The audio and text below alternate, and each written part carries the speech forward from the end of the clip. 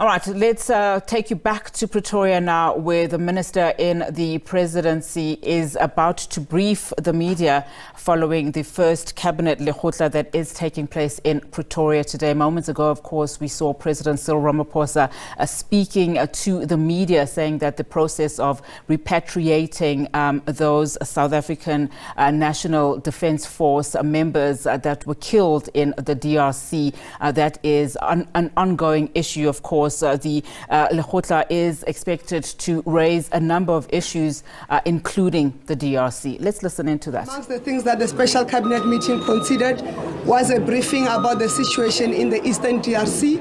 And Minister Mutsaga and Minister Lamula will then brief you.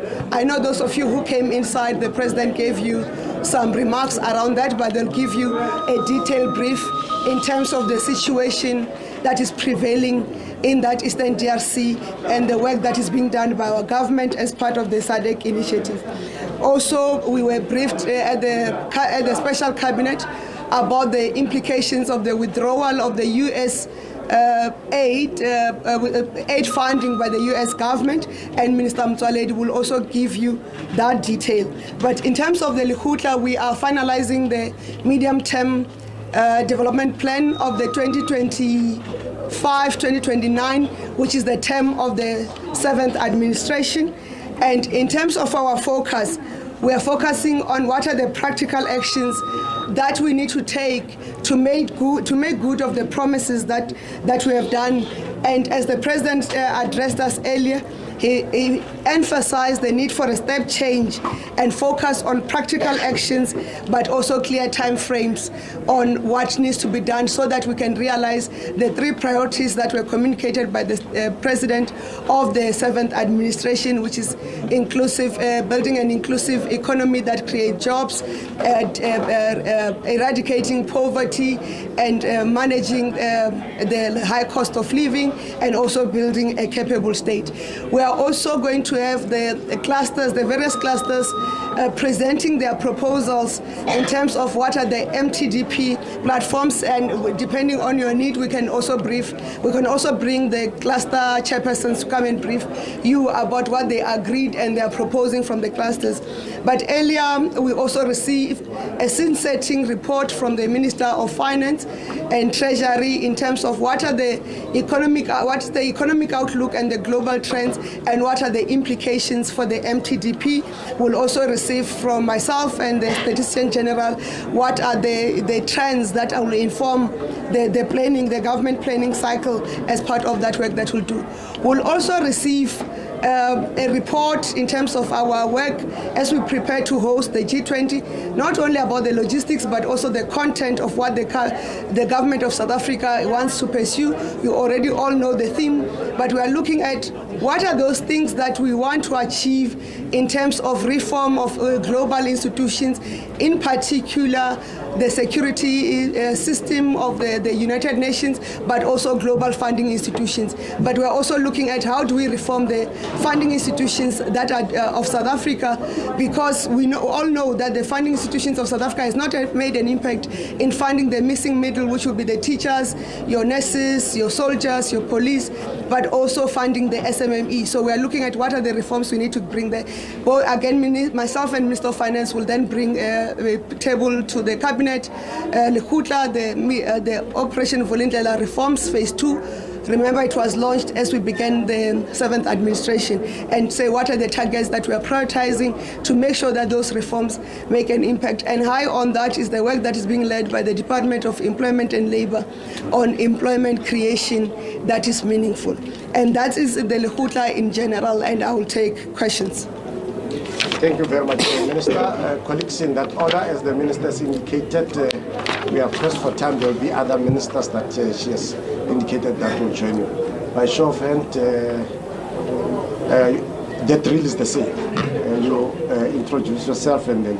All right, thanks very much, Molo Gomulota, here from ENC, Minister. In regard to the developments in the DRC, have you perhaps discussed the possibility of you augmenting the men and women, the boots on the ground there already, either through, yes, more personnel or even equipment?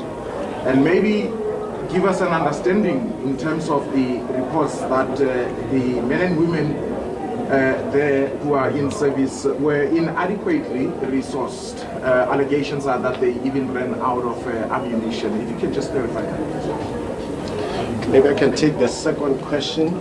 Minister Samkela from the SABC, just a cabinet's view, we had a cabinet meeting earlier on the closure of ArcelorMittal's operations in South Africa, in Newcastle, and also in Pretoria. What's government's position on that? And did the Minister of Finance, Kodongwane, meet with the CEO of ArcelorMittal in Davos? Thank you. Thank you. Junior Kumalo from Newsroom Africa. In terms of the U.S. withdrawal of aid, you touched briefly on that, but what is South Africa going to do in terms of that? Are you engaging the U.S. government? What is going on there? Thank you. With regard to the Operation Balloon Bounty, what has been the reflections, and particularly looking at the Stilfontein crisis, what is the government's separation on that so far? The last one. Minister Lisa Gataiba from Times Live. Just in terms of the DA's threats, Minister, around the budget, has there been discussions between the President and the DA leader? As well as, have you reflected on the DA's concessions around the NHI? Thank you very much, Minister.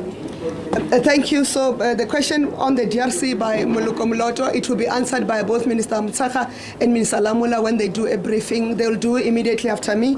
Similarly, the question on let me answer the question around the closure of ArcelorMittal.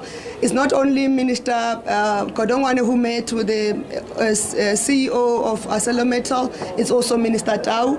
As things stand, the teams of the DTIC and Finance are meeting, are engaging with AMSA, and they will then update the ministers, and the ministers will then update yourselves on the progress. They are currently in those discussions with them.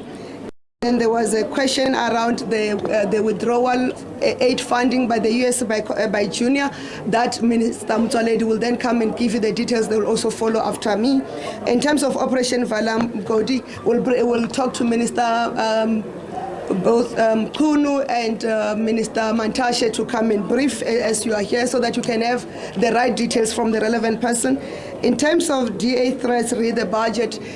We are meeting as government of national unity, and we are not bringing party political interests. We are going to negotiate and discuss as members of cabinet and representatives of provinces represented by their premiers, and we work for the best benefit of our country, not the best benefit of our parties. So the engagement are in the level of us being ministers and deputy ministers in the national executive. So the threats of party, whether it's the DA or the ANC or whoever, they must resolve them at the structures created by their parties to deal with that dispute, in line with the founding statements of the government of national unity that are subjected by the parties. Thank you, ladies and gentlemen. We're going to bring to you first Minister Mutsaha and Lamula, and we want to make sure, because that's the most current and pressing story.